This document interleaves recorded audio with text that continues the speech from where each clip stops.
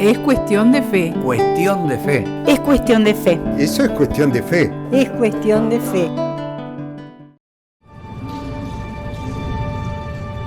Yo no lo conocía. ¿Hasta dónde conocemos realmente a alguien? Aún entre personas que han sido muy cercanas, que han convivido mucho tiempo, hay espacio para las sorpresas. Hay aspectos de la personalidad que son desconocidos, bueno, hasta para uno mismo, aspectos que se manifiestan cuando se dan situaciones nuevas, sobre todo situaciones que exigen una respuesta, una acción. Es grato poder decir que esa persona que creíamos conocer mostró unas cualidades o capacidades que no le conocíamos. Como suele decirse, supo estar a la altura de las circunstancias, se hizo cargo, actuó de la mejor manera posible, a pesar de que nadie hubiera esperado que lo hiciera. Yo no lo conocía. Eso dice Juan el Bautista a propósito de Jesús. El Evangelio de Lucas nos narra el tierno episodio de la visitación, donde María, que ya está esperando a Jesús, visita a su parienta Isabel, que lleva ya 6 meses de embarazo, esperando al futuro Bautista. Apenas oí tu saludo, el niño saltó de alegría en mi vientre, dice Isabel. El pequeño Juan, formándose en el útero de su madre, se mueve al percibir la presencia del que se está formando en el seno de María. Muchos artistas representaron a los 2 niños ya nacidos jugando juntos. Muchas familias tienen esas historias de primos que comparten muchas cosas siendo niños, pero después se separan para reencontrarse ya adultos. Se conocen, pero no se conocen. El reencuentro es un redescubrimiento. 2 veces dice Juan el Bautista, yo no lo conocía, refiriéndose a Jesús ya adulto que acaba de ser bautizado por él. Juan dio este testimonio: he visto al Espíritu descender del cielo en forma de paloma y permanecer sobre él. Yo no lo conocía, pero el que me envió a bautizar con agua me dijo: aquel sobre el que veas descender el Espíritu y permanecer sobre él, ese es el que bautiza en el Espíritu Santo. Yo lo he visto y doy testimonio de que Él es el Hijo de Dios.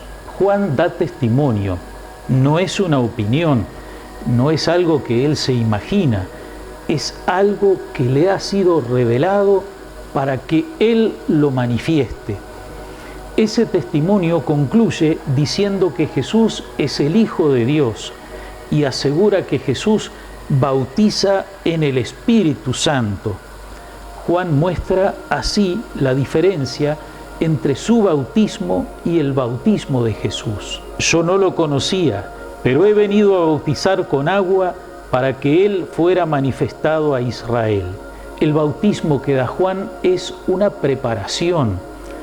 El bautismo de Jesús, el bautismo que dará Jesús, es el que ofrecerá vida plena a la humanidad una vez que Jesús haya resucitado.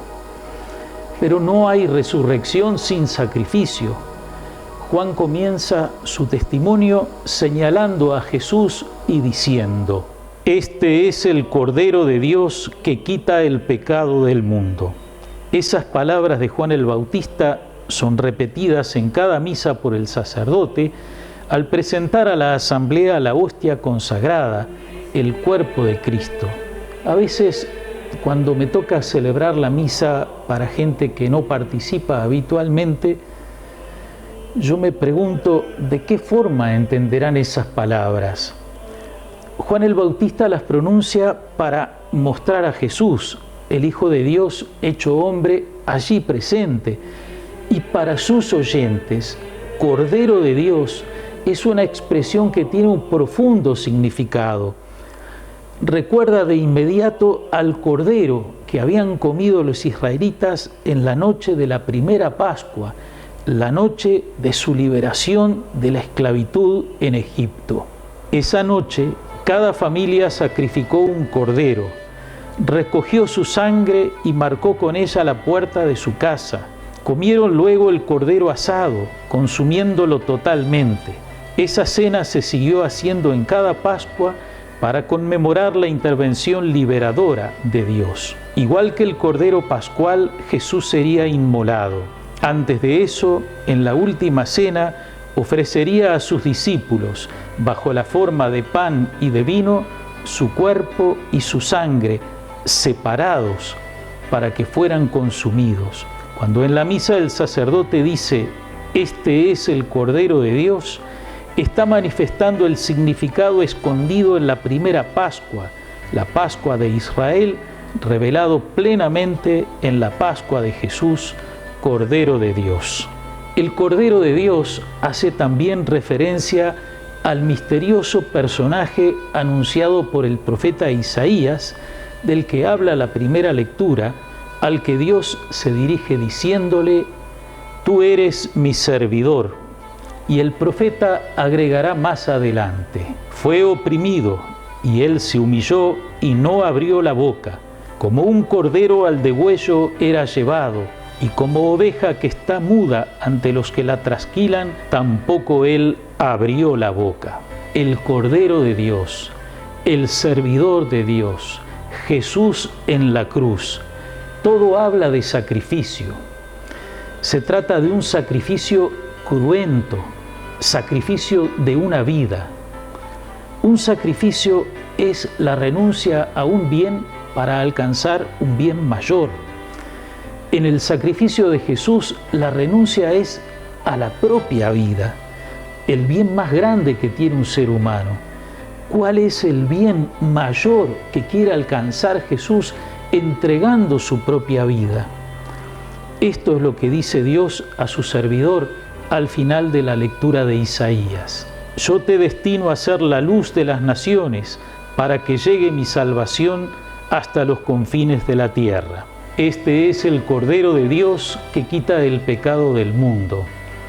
Jesús se sacrifica para redimir, rescatar, liberar a la humanidad de la esclavitud del pecado y conducirla a la vida plena en Dios. Para eso bautiza en el Espíritu Santo. Jesús es el servidor de Dios que viene a traer a los hombres la salvación. Juan el Bautista presentó a Jesús a los demás. Se le llama el precursor. Para poder presentarlo, Juan tuvo que profundizar su conocimiento de Jesús, adentrándose en su misterio. Lo mismo tuvo que hacer San Pablo, que saluda a los Corintios, segunda lectura, hablándoles de Jesucristo nuestro Señor. Como Juan, como Pablo, en la medida que hemos encontrado a Jesús y lo hemos ido conociendo, somos también precursores que pueden presentar a Jesús a los demás. Amigas y amigos, acerquémonos un poco más al misterio de Jesús. Animémonos a abrir el Evangelio, a acercarnos a la misa, a buscarlo en nuestra oración.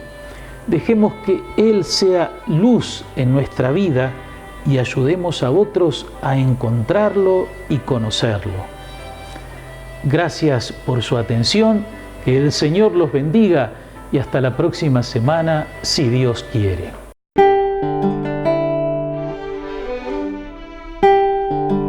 Es cuestión de fe.